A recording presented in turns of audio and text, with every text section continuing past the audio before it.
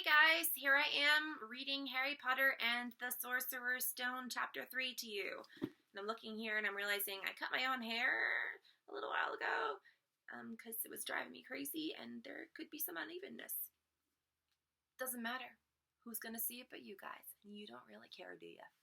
Alright, anyway. Chapter 3, Harry Potter and the Sorcerer's Stone. The letters from no one. The escape of the Brazilian boa constrictor earned Harry his longest ever punishment. By the time he was allowed out of his cupboard again, the summer holiday had started, and Dudley had already broken his new video camera, crashed his remote control airplane, and the first time out on his racing bike, knocked down old Mrs. Fig as she crossed Privet Drive on her crutches. Harry was glad school was over, but there was no escaping Dudley's gang, who visited the house every single day. Piers, Dennis, Malcolm, and Gordon were all big and stupid, but as Dudley was the biggest and stupidest of the lot, he was the leader. The rest of them were all quite happy to join in Dudley's favorite sport, Harry hunting.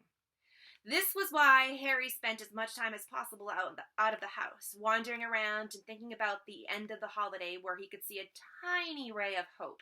When September came, he would be going off to secondary school, and for the first time in his life, he wouldn't be with Dudley. Dudley had been accepted at Uncle Vernon's old private school, Smeltings. Piers Pocus was going there as well. Harry, on the other hand, was going to Stonewall High, the local public school. Dudley thought this was very funny. "They stuff people's head down the toilet there the first day at Stonewall," he told Harry. "Want to come upstairs and practice?" "No thanks," said Harry. "The poor toilet's never had anything as horrible as your head down it. It might be sick." Then he ran before Dudley could work out what he'd said. One day in July, Aunt Petunia took Dudley to London to buy a Smeltings uniform, leaving Harry at Mrs. Fig's. Mrs. Fig wasn't as bad as usual. It turned out she'd broken her leg tripping over one of her cats, and she didn't seem quite as fond of them as before. She let Harry watch television, and she gave him a bit of chocolate cake that tasted as though she'd had it for several years. That evening, Dudley paraded around the living room for the family in his brand new uniform. Smelting's boys wore maroon tailcoats, orange knickerbockers, and flat straw hats called boaters. They also carried knobbly sticks used for hitting each other while the teachers weren't looking. This was supposed to be good training for later in life. As he looked at Dudley in his new knickerbockers, Uncle Vernon said gruffly that it was the proudest moment of his life. Aunt Petunia burst into tears and said she couldn't believe it was her Dudleykins. He looked so handsome and grown up. Harry didn't trust himself to speak. He thought 2 of his ribs might already have cracked from trying not to laugh. There was a horrible smell in the kitchen the next morning when Harry went in for breakfast. It seemed to be coming from a large metal tub in the sink. He went to have a look. The tub was full of what looked like dirty rags swimming in gray water. "What's this?" he asked Aunt Petunia. Her lips tightened as they always did if he dared to ask a question. "Your new school uniform," she said. Harry looked at the bowl again. "Oh," he said, "I didn't realize it had to be so wet." "Don't be stupid," snapped Aunt Petunia. "I'm dyeing some of Dudley's old things gray for you. It'll look just like everyone else's when I've finished." Harry seriously doubted this, but he thought it best not to argue. He sat down at the table and tried not to think about how he was going to look on this first day at Stonewall High, like he was wearing bits of old elephant skin, probably. Dudley and Uncle Vernon came in, both with wrinkled noses because of the smell from Harry's new uniform. Uncle Vernon opened his newspaper as usual, and Dudley banged his smelting stick, which he carried everywhere, on the table. They heard the click of the mail slot and a flop of letters on the doormat. "Get the mail, Dudley," said Uncle Vernon from behind his paper. "Make Harry get it." "Get the mail, Harry." "Make Dudley get it." "Poke him with your smelting stick, Dudley." Harry dodged the smelting stick and went to get the mail. 3 things lay on the doormat: a postcard from Uncle Vernon's sister Marge, who was vacation on the Isle of Wight, a brown envelope that looked like a bill, and a letter for Harry. Harry picked it up and stared at it, his heart twanging like a giant elastic band. No one ever in his life had ever written to him. Who would? He had no friends, no other relatives. He didn't belong to the library, so he'd never even got rude notes asking for his books back.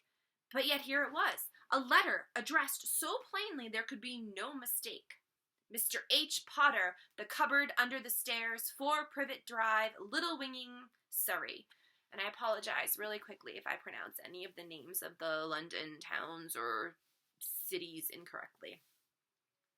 The envelope was thick and heavy, made of yellowish parchment. The address was written in emerald green ink. There was no stamp.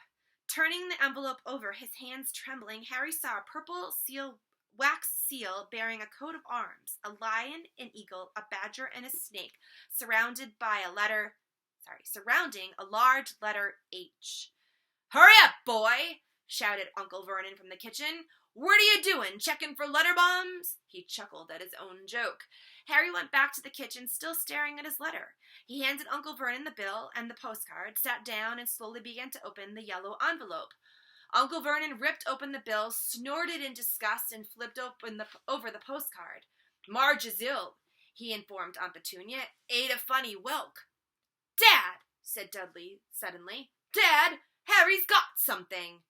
Harry was on the point of unfolding his letter, which was written on the same heavy parchment as the envelope, when it was jerked sharply out of his hand by Uncle Vernon. "That's mine," said Harry, trying to snatch it back. "Who'd be writing to you?" sneered Uncle Vernon, shaking the letter open with one hand and glancing at it. His face went from red to green faster than a set of traffic lights. And it didn't stop there. Within seconds, it was the grayish-white of old porridge. "Petunia!" he gasped. Dudley tried to grab the letter to read it, but Uncle Vernon held it high out of his reach. Aunt Petunia took it curiously and read the first line. For a moment, it looked as though she might faint. She clutched her throat and made a choking noise. "Vernon! Oh, my goodness, Vernon!" They stared at each other, seeming to have forgotten that Harry and Dudley were still in the same room. Dudley wasn't used to being ignored. He gave his father a sharp tap on the head with his smelting stick. "I want to read that letter," he said loudly. "I want to read it," said Harry furiously, "as it's mine." "Get out, both of you," croaked Uncle Vernon, stuffing the letter back in its envelope. Harry didn't move. "I want my letter," he shouted. "Let me see it," demanded Dudley. "Out!" roared Uncle Vernon, and he took both Harry and Dudley by the scruffs of their necks and threw them into the hall, slamming the kitchen door behind them. Harry and Dudley promptly had a furious but silent fight over who would listen at the keyhole. Excuse me. Dudley won, so Harry, his glasses dangling from one ear, lay flat on his stomach to listen at the crack between the door and floor. "Vernon," Uncle Petunia was saying in a quavering voice, "look at the address. How could they possibly know where he sleeps? You don't think they're watching the house?" "Watching, spying, might be following us," muttered Uncle Vernon wildly. "But what do we do, Vernon? Should we write back? Tell them we don't want—" Harry could see Uncle Vernon's shiny black shoes pacing up and down the kitchen. "No," he said finally. "No, we'll ignore it. If they don't get an answer, yes, that's best. We won't do anything." "But I'm not having one in the house. Petunia, didn't we swear when we took him in we'd stamp out that dangerous nonsense?" That evening, when he got back from work, Uncle Vernon did something he'd never done before. He visited Harry in his cupboard. "Where's my letter?" said Harry, the moment Uncle Vernon had squeezed through the door. "Who's writing to me?" "No one. It was addressed to you by mistake," said Uncle Vernon shortly. "I burned it." "It was not a mistake," said Harry angrily. "It had my cupboard on it." "Silence!" yelled Uncle Vernon, and a couple of spiders fell from the ceiling. He took a few deep breaths and then forced his face into a smile, which looked quite painful.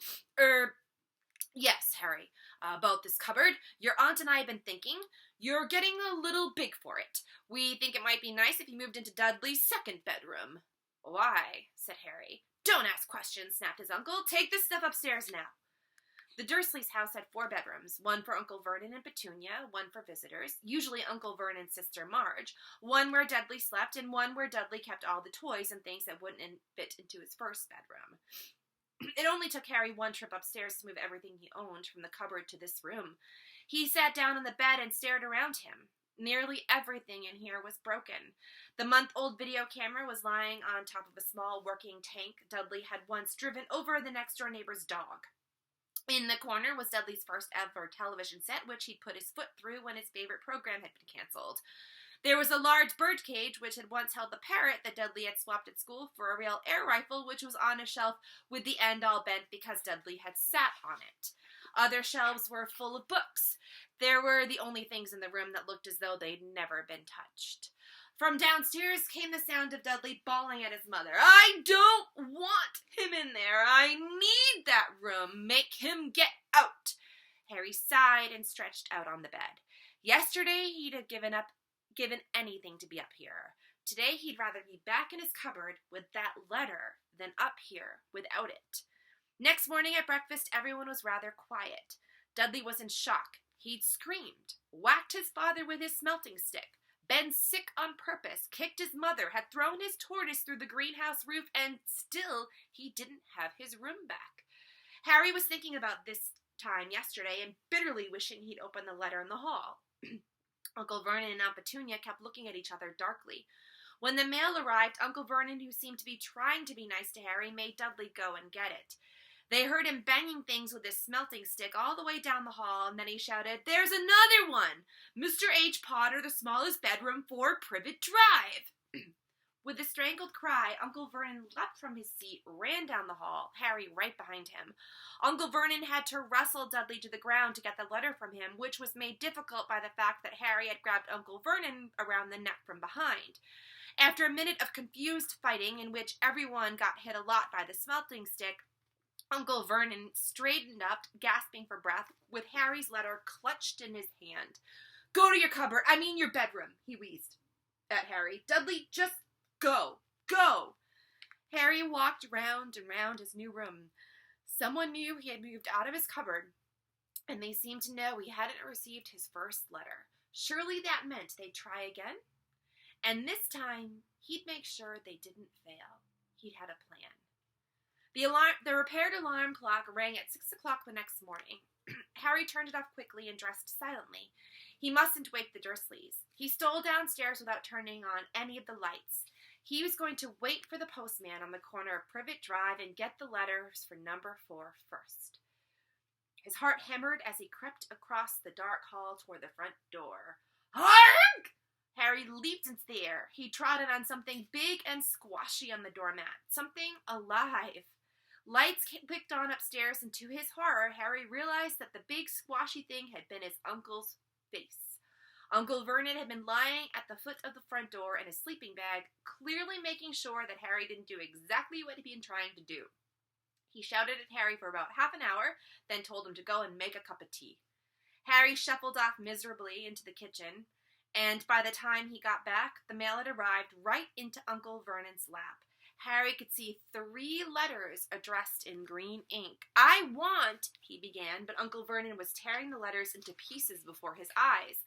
Uncle Vernon didn't go to work that day. He stayed at home and nailed up the mail slot. "See," he explained to Petunia through a mouthful of nails, "see if they can deliver. See if they can't deliver them, they'll just give up." "I'm not sure that'll work, Vernon." "Oh, these people's minds work in strange ways, Petunia. They're not like you and me," said Uncle Vernon, trying to knock in a nail with the piece of fruitcake Aunt Petunia had just brought him. On Friday, no less than 12 letters arrived for Harry. As they couldn't go through the mail slot, they'd been pushed under the door, slotted through the sides, and even a few forced through the small window in the downstairs bathroom. Uncle Vernon stayed at home again. After burning all the letters, he got out a hammer and nails and boarded up the cracks around the front and back doors so no one could go out. He hummed Tiptoe Through the Tulips as he worked and jumped at small noises. On Saturday, things began to get out of hand. 24 letters to Harry found their way into the house, rolled up and hidden inside of the 24 eggs that their very confused milkman had handed Petunia through the living room window. When Uncle Vernon made furious telephone calls to the post office and the dairy, trying to find someone to complain to, Aunt Petunia shredded the letters in her food processor. "Who on earth wants to talk to you this badly?" Dudley asked Harry in amazement. On Sunday morning, Uncle Vernon sat down at the breakfast table looking tired and rather ill, but happy. No post on Sundays, he reminded them cheerfully as he spread marmalade on his newspapers.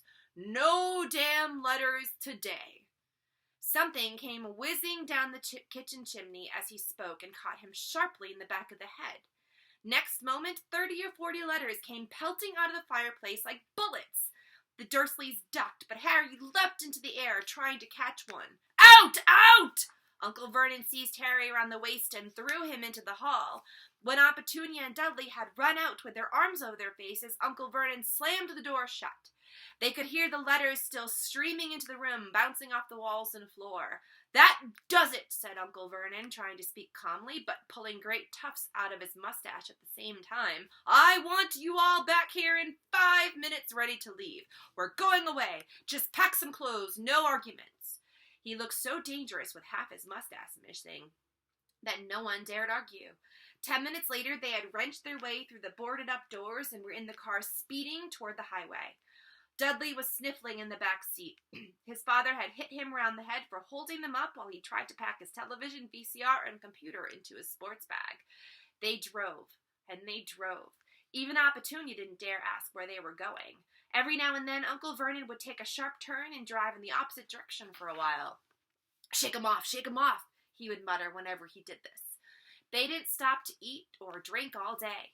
By nightfall, Dudley was howling. He'd never had such a bad day in his life. He was hungry, he'd missed 5 television programs he wanted to see, and he'd never gone so long without blowing up an alien on his computer. Uncle Vernon stopped at last outside a gloomy-looking hotel on the outskirts of a big city. Dudley and Harry shared a room with twin beds and damp, musty sheets. Dudley snored, but Harry stayed awake, sitting on the windowsill, staring down at the lights of passing cars and wondering. They ate stale cornflakes and cold tinned tomatoes on toast for breakfast the next day. They had just finished when the owner of the hotel came over to their table.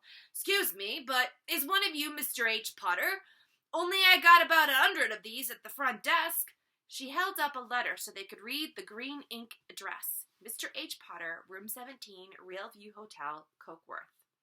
Harry made a grab for the letter, but Uncle Vernon knocked his hand out of the way. The woman stared. "I'll take 'em," said Uncle Vernon, standing up quickly and following her from the dining room. "Wouldn't it be better just to go home, dear?" Aunt Petunia suggested timidly hours later, but Uncle Vernon didn't seem to hear her. Exactly what he was looking for, none of them knew. He drove them into the middle of a forest, got out, looked around, shook his head, got back in the car, and off they went again. The same thing happened in the middle of a plowed field, halfway across a suspension bridge, and at the top of a multi-level parking garage. "Daddy's gone mad, hasn't he?" Dudley asked Aunt Petunia dully late that afternoon. Uncle Vernon had parked at the coast, locked them all inside the car, and disappeared. It started to rain. Great drops beat on the roof of the car. Dudley sniveled. "It's Monday," he told his mother. "The great Humberto's on tonight. I wanted to stay somewhere with a television." Monday. This reminded Harry of something. If it was Monday, and you could usually count on Dudley to know the days of the week because of television, then tomorrow, Tuesday, was Harry's 11th birthday. Of course, his birthdays were never exactly fun. Last year, the Dursleys had given him a coat hanger and a pair of Uncle Vernon's old socks. Still, you weren't 11 every day. Uncle Vernon was back, and he was smiling. He was also carrying a long, thin package and didn't answer Aunt Petunia when she asked what he'd bought. "Found the perfect place," he said. "Come on, everyone out." It was very cold outside the car. Uncle Vernon was pointing at what looked like a large rock way out on the sea. Perched on top of the rock was the most miserable little shack you could imagine. One thing was certain, there was no television there. "Storm forecast for tonight," said Uncle Vernon gleefully, clapping his hands together, "and this gentleman's kindly agreed to lend us his boat." A toothless old man came ambling up to them, pointing with rather wicked grin at an old rowboat bobbing in the iron-gray water below them. "I already got us some rations," said Uncle Vernon, "so all aboard." It was freezing in the boat. Icy sea spray and rain crept down their necks, and a chilly wind whipped in their faces. After what seemed like hours, they reached the rock, where Uncle Vernon, slipping and sliding, led the way to the broken-down house. The inside was horrible. It smelled strongly of seaweed. The wind whistled through the gaps in the wooden doors, and the wooden walls, and the fireplace was damp and empty. There were only 2 rooms. Uncle Vernon's ration turned out to be a big bag of chips each and 4 bananas. He tried to start a fire, but the empty chip bags just smoked and shriveled up. "Could do with some of those letters now, eh?" he said cheerfully. He was in a very good mood. Obviously, he thought nobody stood a chance of reaching them here in the storm to deliver mail. Harry privately agreed, though the thought didn't cheer him up at all. As night fell, the promised storm blew up around them. Spray from the high waves splattered the walls of the hut, and a fierce wind rattled the filthy windows. Aunt Petunia found a few moldy blankets in the second room and made a bed for Dudley on the moth-eaten sofa. She and Uncle Vernon went off to the lumpy bed next door, and Harry was left to find the softest bit of floor he could and curled up under the thinnest, most ragged blanket. The storm raged more and more ferociously as the night went on. Harry couldn't sleep. He shivered and turned over, trying to get comfortable, his stomach rumbling with hunger. Dudley's snores were drowned by the low rolls of thunder that started near midnight. The lighted dial of Dudley's watch, which was dangling over the edge of the sofa on his fat wrist, told Harry he'd be 11 in 10 minutes' time. He lay and watched his birthday tick nearer, wondering if the Dursleys would remember at all, wondering where the letter writer was now. 5 minutes to go. Harry heard something creak outside. He hoped the roof wasn't going to fall in, although he might be warmer if it did. 4 minutes to go. Maybe the house in Privet Drive would be so full of letters when they got back that he'd be able to steal one somehow. 3 minutes to go. Was that the sea slapping hard on the rock like that? And 2 minutes to go. What was that funny, crunching noise? Was the rock crumbling into the sea? 1 minute to go, and he'd be 11. 30 seconds. 20. 10. 9. Maybe he'd wake Dudley up just to annoy him. 3. 2. 1. Boom! The whole shack shivered, and Harry sat bolt upright, staring at the door. Someone was outside, knocking to come in. And that's chapter 3.